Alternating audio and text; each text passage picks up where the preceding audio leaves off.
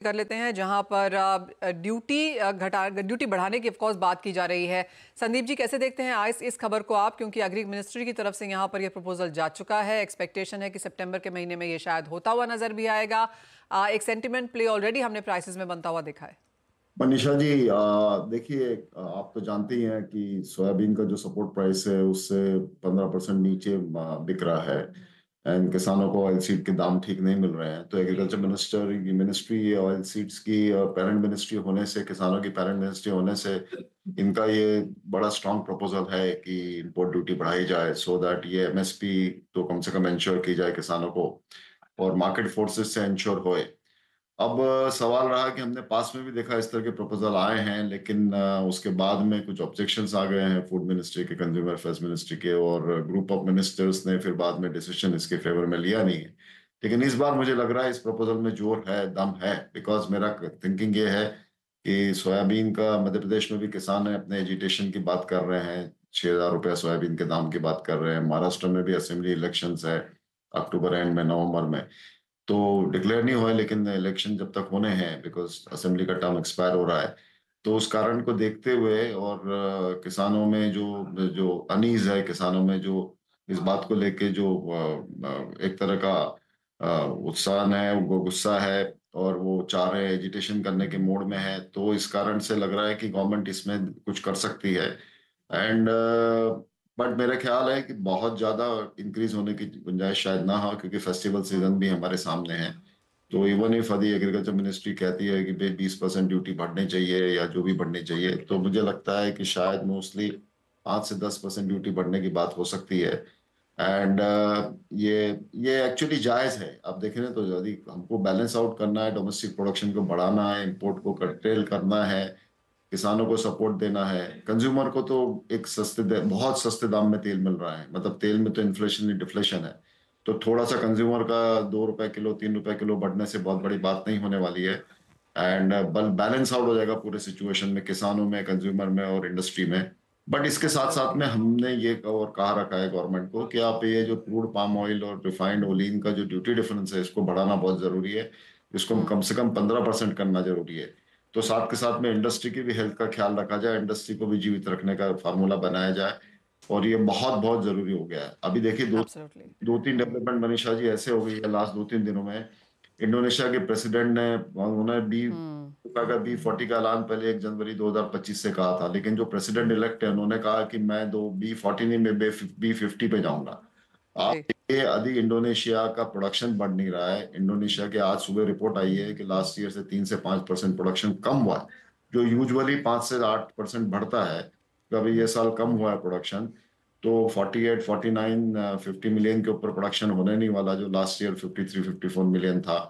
और उसके बाद में आप इतना सारा बर्निंग में तेल जाएंगे और बायोडीजल में तेल लगाएंगे, तो फूड हम्म। के लिए और एक्सपोर्ट के लिए तेल कितना बचेगा? और एब्सोल्युटली। तो चिंताएं काफ़ी हैं, जैसे आपने कहा संदीप जी, और इंडोनेशिया के जिस तरह की रिपोर्ट्स हमने आते हुए देखी हैं, वो उसका भी सेंटिमेंट प्ले है। और जिस तरह से यहाँ पर एमएसपी के नीचे हमने देखा है खाने के तेल बनते हुए, और उसका जैसे आपने कहा फार्मर एजिटेशन वहाँ पर बन सकता है, तो एक स्टेप यहाँ पर सरकार की तरफ से है। अतुल जी, आपको क्या लगता है? जैसे संदीप जी कह रहे हैं 5 से 10% की ड्यूटी बढ़ाई जा सकती है, बहुत बड़ा क्वांटम नहीं आएगा, लेकिन एक बड़ा मुद्दा ऑफकोर्स यहाँ पर क्रूड पामोली सीपीओ और पामोलिन ऑयल का है। वहाँ पर एक 15% की ड्यूटी आनी चाहिए। काफ़ी सारी कॉन्वर्सेशंस हैं, आप लोगों की रिप्रेजेंटेशंस होती रही हैं। अब तो एग्री मिनिस्ट्री ने भी यहाँ पर प्रपोजल डाल दिया है। आपको लगता है सूनर देन लेटर अब ये चीज हम क्लियर होता हुआ देखेंगे?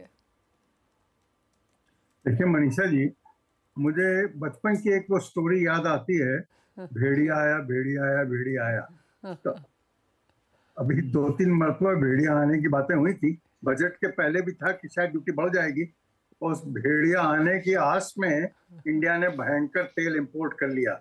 अब ये फिर न्यूज आई है कि इंडिया ड्यूटी बढ़ा रही है। मुझे तो ये डर है कि कहीं ऐसा ना हो कि इसके चलते हिंदुस्तानी इंपोर्टर्स दोबारा तेल इंपोर्ट कर लें। पर एक ही बस चीज जो मुझे इस बात थोड़ी लगती है कि शायद पास हो जाएगा, वो ये कि now we have a minister in agri जो कि थोड़ा खुद अपने आप में भी हैवी वेट है। तो जी। शायद कंज्यूमर अफेयर्स मिनिस्ट्री जो हरदम अपने मुद्दों को पास ऑन करा लेती थी और ड्यूटी नहीं बढ़ने देती थी, शायद इस मर्तबा ये ना कर पाए। और दूसरा जो संदीप ने भी बात करी ना, मध्य प्रदेश के अंदर सोयाबीन का इस साल जो क्रॉप की अभी तक शक्ल दिखाई दे रही है वो काफी अच्छी दिखाई दे रही है। और अगर आप देख ही रहे हैं कि सोयाबीन के दाम ऑलमोस्ट 600 से 700 रुपए नीचे बिक रहे हैं एमएसपी से। और ये भी अपने को नहीं भूलना चाहिए कि शिवराज सिंह जी मध्य प्रदेश को बिलोंग करते हैं, तो मैं समझता हूँ मध्य प्रदेश की तकलीफें वो ज्यादा बेहतर समझते होंगे। तो हो सकता है कि इस बार ड्यूटी शायद बढ़ जाए, पर अभी से I would not count my chickens before they are hatched. Okay, जो एक सेंटिमेंट इम्पैक्ट है अतुल जी, वो ऑलरेडी हमने प्राइसेस में आता हुआ देखा है। जैसे अभी संदीप जी भी कह रहे थे, इंडोनेशिया में जिस तरह के जो नोटिफिकेशंस आए हैं उसका इम्पैक्ट पाम प्राइसेस पे आ चुका है। सोए में हल्की सी तेज़ी हमने आते हुए देखी है, सन में हल्की सी बढ़त यहाँ पर बनती हुई नजर आई है। तो जैसे आपने कहा, जो सेंटिमेंट प्ले है वो ऑलरेडी इन प्राइसेस है। इस साल ऑलरेडी हम खाने के तेलों का रिकॉर्ड इम्पोर्ट होता हुआ देख रहे हैं। क्या और रिकॉर्ड नंबर्स की एक्सपेक्टेशन आगे जाकर भी है? इंपोर्ट तो देखिए, हमने देखा था कि जुलाई में हमारा करीबन 19 लाख टन का इंपोर्ट हुआ था। अगस्त में वो इंपोर्ट थोड़ा कम होगा। अगस्त में वो करीबन आप समझ के चलिए 15.5-16 लाख के आसपास आएगा। लेकिन ये बहुत हाई नंबर्स हैं। हमारे जुलाई में तो एंड में ऐसी पोजीशन थी कि कोई भी पोर्ट पे कहीं भी कोई टैंक अवेलेबल नहीं था, सब टैंक फुल थे तेल से, और डिमांड बहुत स्लो थी। तो उस कारण से सबको बहुत दिक्कत हो रही थी। लेकिन अब थोड़ी डिमांड भी इंप्रूव हुई है फेस्टिवल सीजन के कारण में, और इंपोर्ट के नंबर्स भी अभी थोड़े ठीक ठाक हो रहे हैं। बहुत ज्यादा से थोड़ा रीजनेबल लेवल में आ रहा है अगस्त में। सितंबर में भी मेरा ख्याल से इंपोर्ट जो है वो 13-14 लाख के ऊपर नहीं होगा। तो ये कुछ सिचुएशन को बैलेंस आउट करेगा, और बैलेंस आउट करके, लेकिन फेस्टिवल सीजन में एक मनीषा जी बहुत इंपॉर्टेंट बात है कि हम इंडस्ट्री है, हमारी भी एक रिस्पॉन्सिबिलिटी है ट्रेड की कि कंज्यूमर को तेल मिले, हर कोने में देश के मिले, और अच्छी क्वांटिटी में मिले, और एक दाम ऐसे दाम में मिले कि जो एक समन्वय का दाम हो। तो ये सब चारों बातें जो है, ये इंडस्ट्री और ट्रेड बड़ी अच्छी तरह से निभाते आ रहे हैं। हमारे जैसे साथ में जो लीडर्स हैं, अतुल जी और दूसरे सब, ये सब इस बात का ख्याल रखते हैं, और उस बात को ही, मतलब हम लोगों का व्यू हॉलिस्टिक होता है। कभी भी हमारा सेल्फ सेंटर्ड व्यू नहीं होता है, हम सबकी बात समझ, डाइवर्जेंस भी नहीं होती उसमें। करेक्ट। हाँ। अतुल जी, ये सवाल आपसे है, अब यहाँ से प्राइसेस का व्यू यहाँ पर क्या नजर आता है? जैसे संदीप जी ने कहा, अवेलेबिलिटी है, अफोर्डेबल लेवल्स पे भी है, इनफ क्वांटिटी भी है, इंपोर्ट भी है। प्राइसेस अब आपको यहाँ से कहाँ लगते हैं? देखिए, अगर तो ड्यूटी बढ़ जाती है तो that is negative for international values. मेरा तो ये मानना है कि अगर हिंदुस्तान ड्यूटी बढ़ा देता है तो पाम में जो तेजी आई है वो थोड़ी अटकेगी, और सोया और सनफ्लावर में भी जो तेजी आई है इन दिनों में वो थोड़ी अटकेगी। जहां तक डोमेस्टिक वैल्यूज का सवाल है, domestic values definitely can move upwards, और डेफिनेटली अभी आने वाले दिनों 30 त्योहारों के भी दिन हैं, कंजम्पशन हाई कंजम्पशन के मंथ्स हैं, तो मैं समझता हूँ आने वाले दिन हिंदुस्तान में डेफिनेटली अप रहेंगे। और अगर ड्यूटी आ गई और हिंदुस्तान को थोड़ी मतलब होशियारी दिखा दी तो इंटरनेशनल बाजारों को नरम होना पड़ेगा। और जहां तक पाम का सवाल है, मैं समझता हूँ इंडोनेशिया बड़े मिक्स्ड सिग्नल्स दे रहा है। इंडोनेशिया के अभी मैं पढ़ रहा था कि लास्ट ईयर 55 मिलियन टन के आसपास की क्रॉप थी, अब गैप्टी बोलता है करीबन 53 मिलियन टन के आसपास की होगी। इसके साथ साथ वहां से ये भी मैसेजेस आ रहे हैं कि 1 जनवरी से 35% का 40% कर देंगे, विच इज बुलिश। उसके साथ साथ ये भी आ रहा है कि सीपीओ जो क्रूड पाम ऑयल है उसकी ड्यूटी, एक्सपोर्ट टैक्स जो है वो रिड्यूस किया जाएगा to make Indonesian palm oil competitive.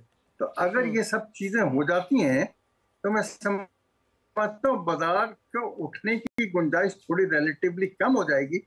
And this news में एक्चुअली भी अगर ये हो जाता है कि सीपीओ की ड्यूटीज को वो घटा देते हैं, एक्सपोर्ट लेवीज को, तो this could be negative Malaysia. और मलेशिया का इस मसला आप देखिए, इंपोर्ट एक्सपोर्ट जो है ना, रिलेटिवली 25 तारीख तक का अगर फिगर्स देखें तो ऑलमोस्ट 15% कम हुआ है। तो ये सब चीजें अभी देखने वाली रहेंगी। जी हाँ, काफ़ी कुछ यहाँ पर इंटरनेशनल मार्केट्स में हो रहा है। इंडियन मार्केट्स में ऑफ कोर्स जैसे बात की गई कि एमपी में एजिटेशन को लेकर कंसर्न्स हैं, महाराष्ट्र इलेक्शंस होने वाले हैं, तो खाने के तेलों के एक सेक्टर के ऊपर यहाँ पर नज़र बरकरार रहेगी। अतुल जी, संदीप जी, बहुत शुक्रिया साथ जुड़ने के लिए और पूरे मसले पर बातचीत भी करने के लिए। इसी के साथ एक ब्रेक का समय।